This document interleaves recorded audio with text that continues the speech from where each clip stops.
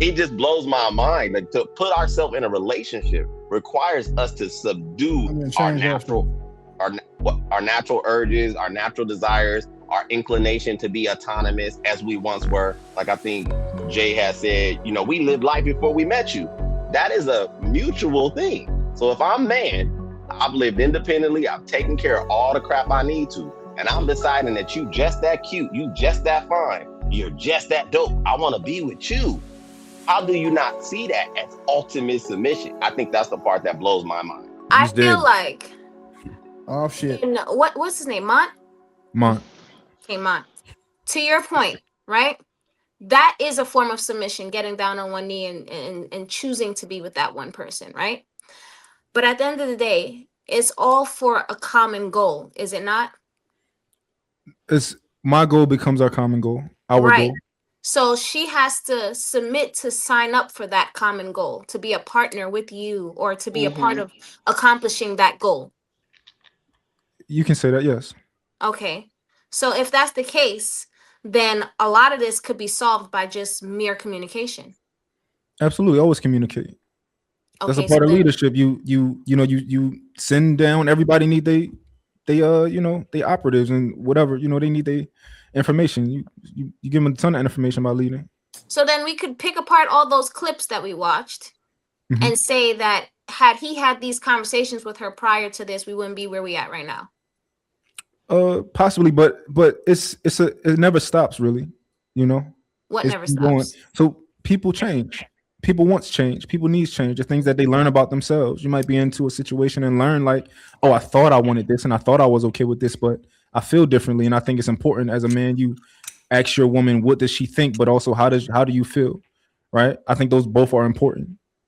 Yeah, I So think then we really you don't have being an too nice, argument bro. then, do we? I, I think that going as far as doing the one knee, and I've said this on shows before, I really don't think women understand to the way Mont framed it, right? We asking to be with you. We're talking just a man, right? I'm not even gonna say high value or any of that. Any man is deciding to want to be with one woman is submission first. That's the disconnect.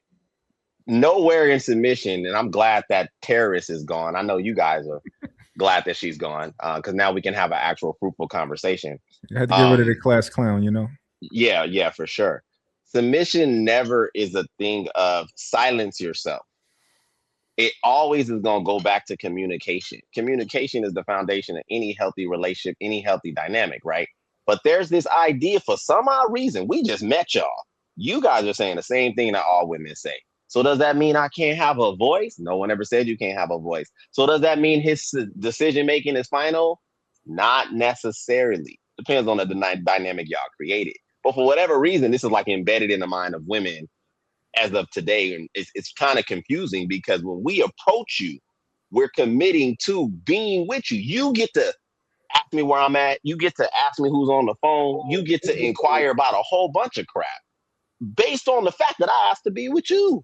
And I don't hear men ever complaining about that. Like, it just blows my mind. Like, to put ourselves in a relationship requires us to subdue our natural, our our natural urges, our natural desires, our inclination to be autonomous as we once were. Like I think Jay has said, we lived life before we met you.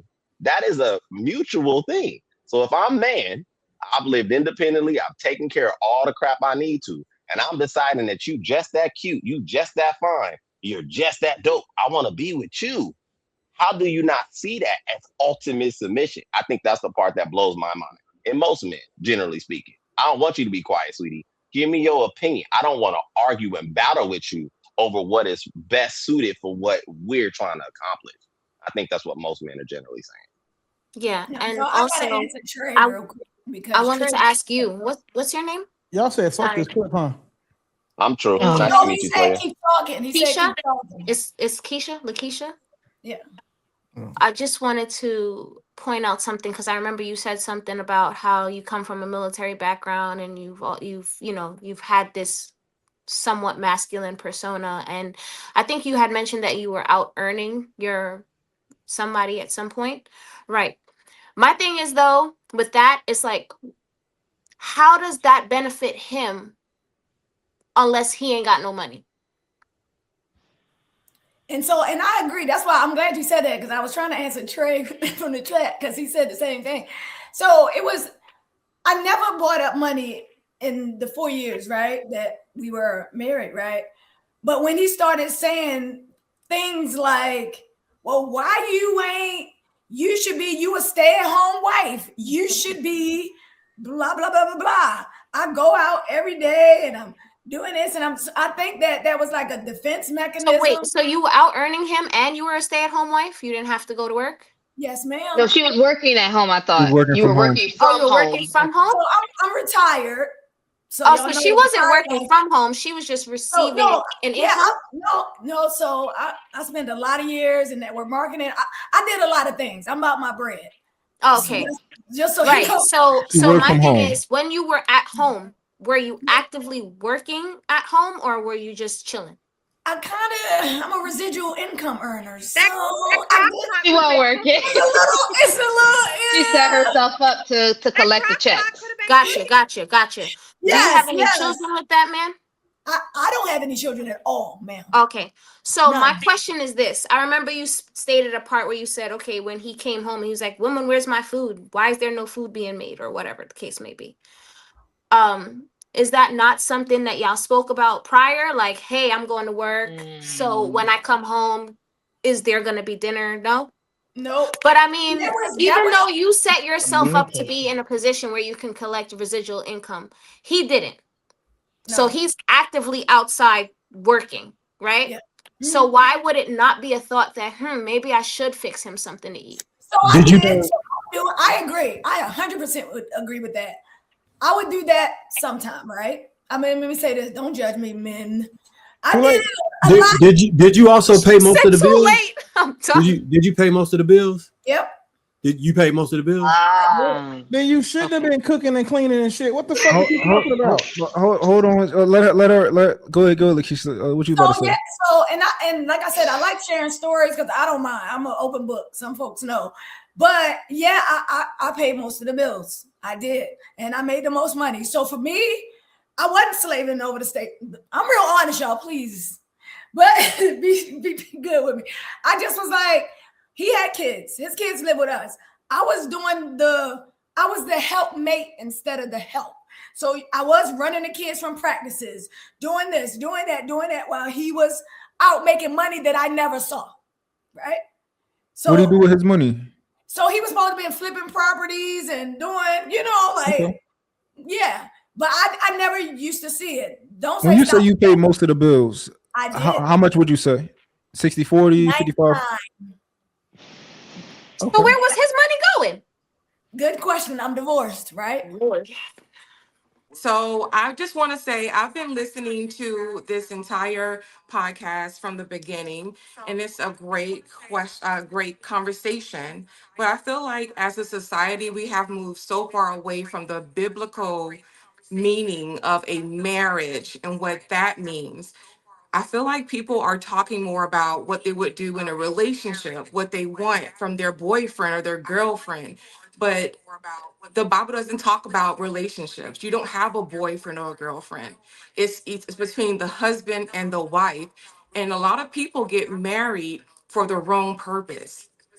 The whole reason of being married is for the edification of Jesus Christ. So with that being said, I want to just let you guys know what the roles are in a biblical marriage.